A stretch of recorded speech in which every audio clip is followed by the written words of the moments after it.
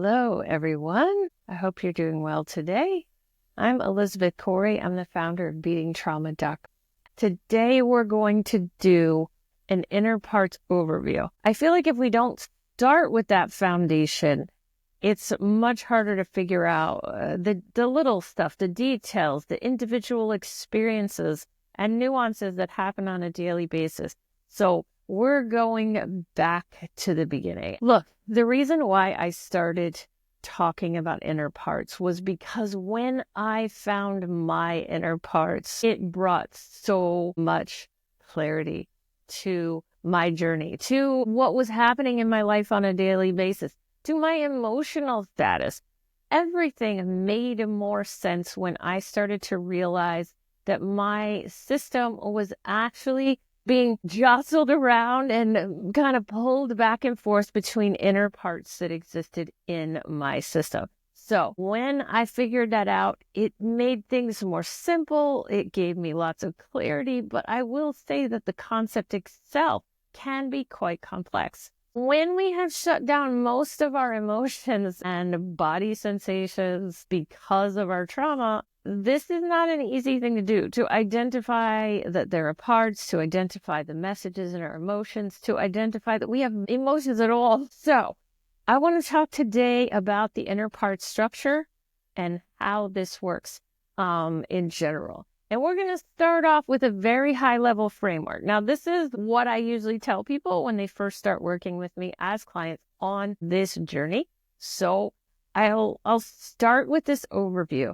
I am going to talk about a few specific parts, but I'm not going to talk about all the specific parts. That would be too much. That would actually be too much for most people.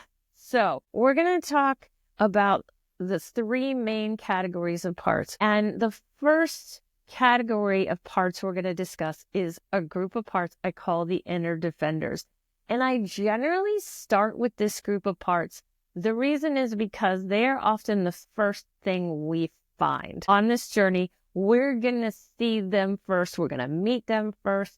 We're going to get to know them first. And I'll be honest, we sort of have to, because this group of parts is often the group of parts that is stopping us. They're stopping us from truly healing in the way that we want to. So if we don't understand them, if we don't know how we're stopping ourselves, we will not move forward.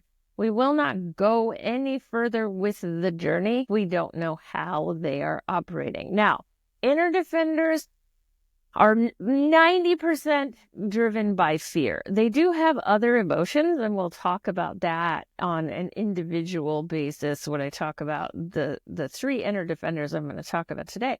But most of them, underneath all of what else they're up to, there is fear.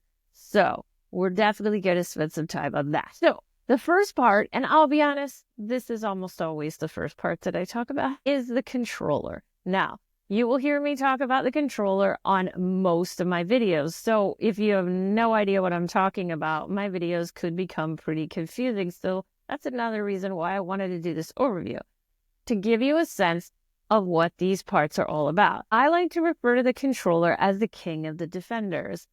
That is not a gender reference, but I do tend to find that the controller carries a lot of masculine-based energy. The way that they operate in the world is like that. Now, a lot of people refer to this particular part as the ego self. This is something that sort of mainstream psychology talks about a lot, right? Is this idea of ego self. So that is going to be that controller. If you are numb or distracted or dissociated, it is likely that you are connecting with the controller in that moment. And I'll be honest, most people are connecting with the controller a lot of the time. The controller runs the mind, and especially when the mind is spinning or obsessing or really trying to figure out things that maybe we don't even need to be figuring out right now, that is generally a sign that the controller is active. As I mentioned earlier, most people have strong controllers. Not everybody, but most. And the controller's main emotion that they spend a lot of their time in is fear. However, don't let that fool you, because They sound like they are a very logical part because they use society's language to control what you do. And society are very fear-based. So the controller sounds logical, even though they are operating from fear. So the next part I want to talk about here is the karma kid. The karma kid is the driver of depression in human beings in general. This is where depression comes from. The karma kid is using that depression as a very key defense in our system. So if you've never thought about depression as a defense, start to think about it as a defense, because most of the time, the karma kid uses that depression to stop us from doing something that they feel very scared about us doing. So they will block other parts from expressing themselves. They will block significant progress in our lives. They will block steps we're going to take that seem really scary or kind of against the karma kid's beliefs and contracts. And they will block that with a depressive state. So I refer to the emotion behind the depression as futility. And while many parts can have futility, karma kid really does own that emotion. They are a very primary part for that particular emotion. So in general, the karma kid operates in 3 emotions: futility, shame, and fear.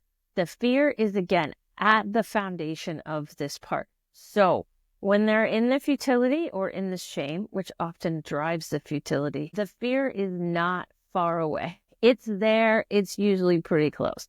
So it's good to know that the karma kid is layered with all 3 of these emotions, because it can be a pretty big deal to work with the karma kid emotionally. It's not a lot of fun. So I want to throw that out. The third defender I'm going to talk about, and this is the last defender I'm going to talk about today. There are others, but the third one is the part I call the mean kid. The mean kid is the driver of anger. And I will say that the mean kid spends a lot of their time fighting against the karma kid and the controller. I like to refer to them more as a protector than a defender, but I didn't want to create a separate category. So I will say that they're a little bit different from those other 2 defenders. They get angry when our inner children are scared or grieving. And they also get angry at people outside of self. But sometimes they will turn that anger inward. And usually when they do that, they're fighting with a controller or the karma kid. So there's a lot of infighting between the defenders.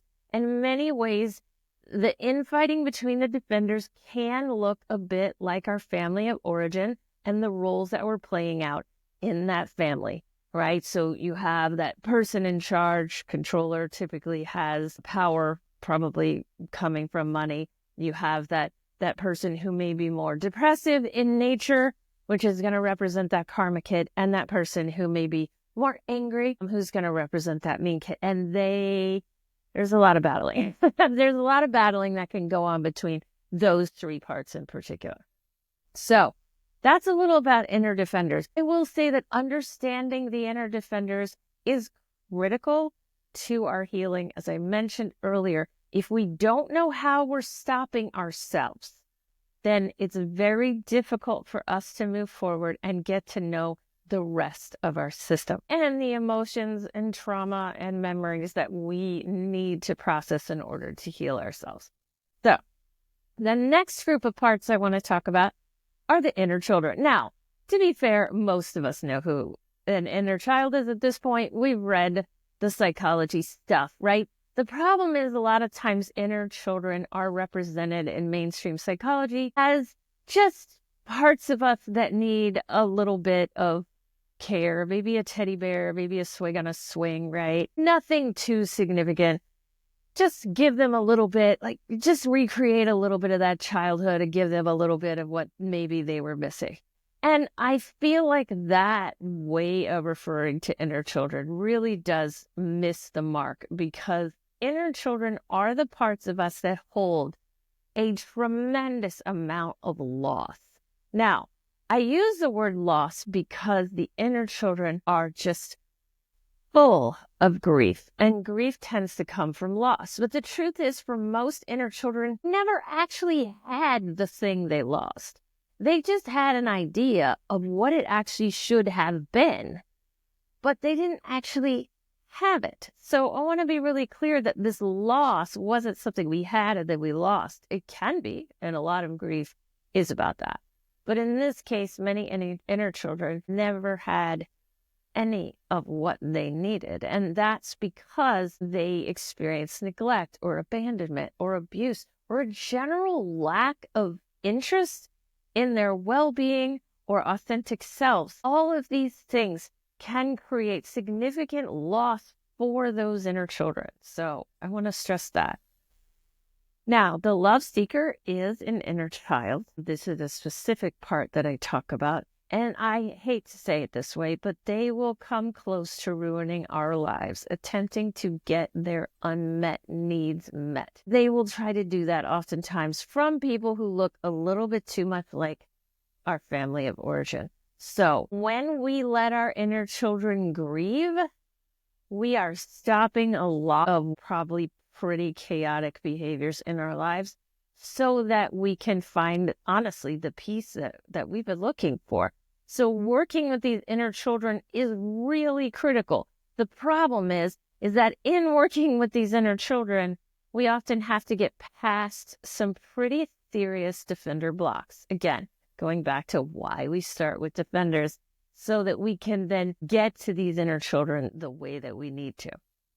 So the last group of parts I want to talk about today are the freedom fighters. Now, I'll be honest, freedom fighters can be hard to spot in a traumatized system because when we go through a lot of trauma, we build up a really strong defender system. That defender system, part of what they're blocking are our freedom fighters. Freedom fighters are deeply, deeply committed to our authenticity, which translates to freedom, right? We cannot be authentic if we are not free. The defenders believe that those desires and the actions that come from them are generally a very bad idea, that those are things that could potentially cause us to be in very threatening positions, and they will often try to block these freedom fighters as much as they possibly can. Now, when our freedom fighters are ungrounded, they will push for actions that seem freeing but aren't actually always totally free. Since they have no fears, some of their behaviors can be dangerous and even addictive in nature. I always like to give the example of somebody climbing a mountain without a belay. They may be operating from this sort of ungrounded freedom fighter place. Another thing you can think of with freedom fighters is that idea of teenagers, for example. Teenagers often get a bad rap in this world because defender enmeshed adults, which I'll be honest, a lot of adults are, tend to judge the teenagers' tendency towards freedom fighter behaviors and actions. Okay, that's normal, by the way, for teenagers, but that does tend to get a lot of judgment in our society because we are all blocking our own freedom fighters and then projecting those blocks onto the rest of the world. When a freedom fighter does come at you with an idea, it might sound crazy on the surface. As a matter of fact, the controller will likely call it crazy, but underneath that crazy idea is often quite a grounded, authentic desire that you may have. When you can let yourself explore what's beneath the crazy idea, we often come up with something pretty special. So freedom fighters do bring a lot of value to the table when we can see them.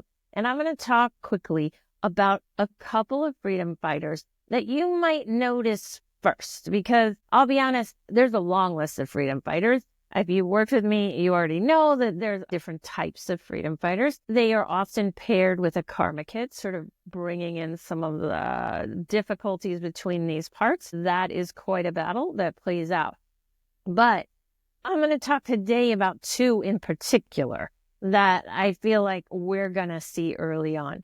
The first one is the isolator. The isolator is often one of the strongest freedom fighters, and they can often be the first part that we spot. They can sound an awful lot like a mean kid. Freedom fighters have no fear, but tons of anger. And they can sound like a mean kid, and they can be confused with one. And honestly, if we're expressing our emotions, it really doesn't matter that much which one we're expressing from. But the isolator will have a very specific goal, and that goal is isolation. Not surprisingly, they want to get as far away from people as possible. They have decided that the way for you to be able to be free is to be without people. Now, this comes from a very reasonable understanding and probably pretty evidence-based way of understanding the world, which is every time there's a person around, the love seeker doesn't have any boundaries, the controller caves too much, right? And so the isolator has decided it's not worth it. Now, the isolator is also a pretty reasonable part. If they start to see us setting boundaries with people, they will back off of this isolation approach. But until we can find ourselves, which oftentimes does need to be done in some level of isolation because we've always been taught to focus on others, then the isolator is going to be a strong part, and they're going to be fighting against that love seeker energy to try to keep us authentic and not wrapped up in what's going on in literally everybody else. So that's a little bit about the isolator. Another big part that we may have that's a freedom fighter is a part I refer to as the inner rebel. The inner rebel is a part, a freedom fighter you might actually spot a little bit early as well. I like to sum up the inner rebel by saying, you're not the boss of me. And I can tell you right now that the inner rebel will say that even when somebody actually is technically their boss. This is a part that is never going to do what they're told. They have no interest in doing what they're told, even if doing what they're told is actually in our best interest as a whole, like as a system. We will often find ourselves sabotaging things that we've been told to do just because we were told to do them. Now, again, this part may not be super strong in your system if you have that strong controller element, because controllers will always do what they're told. That can sort of override a lot of what's going on in the inner rebel. But the more you work with the controller and the other defenders, the more likely you are to start to see this bit of rebellion under the surface. I don't think that it's possible to not have an inner rebel in a system when there has been trauma, but it is very possible that we pushed that inner rebel far, far away so that we wouldn't get into any trouble, basically. These kind of traumatic childhoods, we have to become pretty compliant to get through it. And so we can give those kudos to the controller for getting us through a childhood where it wasn't possible to rebel.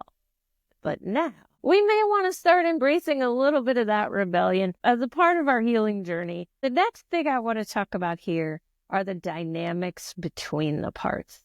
This is really important to understand. And by the way, this gets very complicated. I am going to touch on this on a surfacey kind of level here today, but this is something I work with my clients all the time to understand because it is complex. Most parts are not going to be operating in a vacuum. Parts are always going to be responding to other parts when they get particularly intense, right? When the emotion gets intense and they get desperate, they're usually responding to another part in the system. So they will fight a lot of times like our family of origin. When they fight, they will cause anxiety in the body. So when we feel anxiety, it is what I refer to as the battle of the parts. Okay, so that is going to be happening in our system when parts are fighting. And the stronger the anxiety, the more likely that one of those parts will also be fighting against the inner defenders because they don't want to be told what to do for one more second.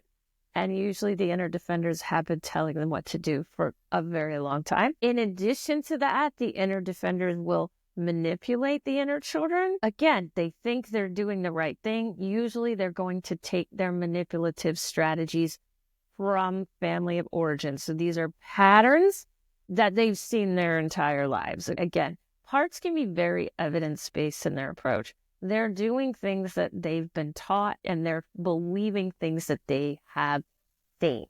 Okay, so that's how inner parts in general are developed. But inner defenders will manipulate inner children, usually to try to keep them from causing too many problems, to try to keep them from getting the system into trouble. For example, that love seeker who likes to chase. In general, just keeping them under control. So we will see all of these dynamics playing out. There are certain parts that tend to be more likely to battle together than other parts.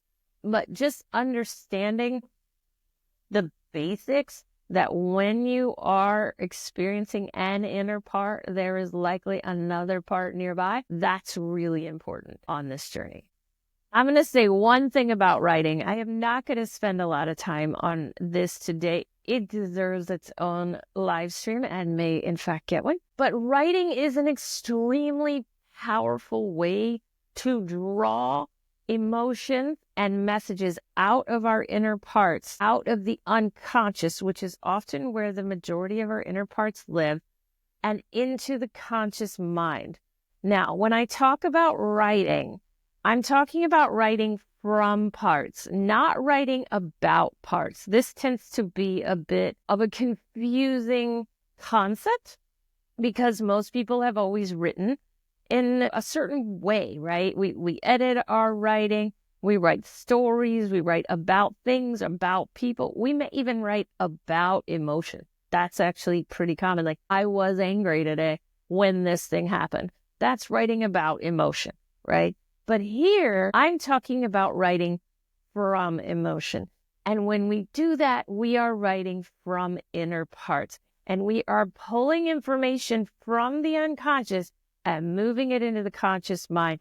And when information is conscious, we can do so much more healing around it. And we can really change our lives in some very powerful ways. So when you think about how do I get in touch with these inner parts that Elizabeth has laid out here today for me, think about this idea of letting yourself write, almost like a written interview of your system.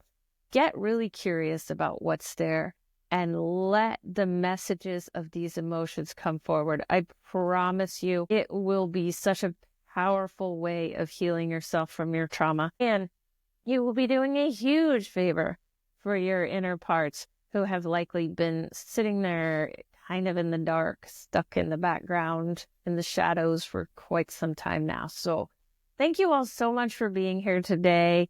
I know for those of you who've been listening to me for a while, this may have been review, but I'm hoping you found it helpful and that it brought up some things you maybe haven't thought about for a while. And for anyone who's new, this is definitely the spot to start right here on this live stream.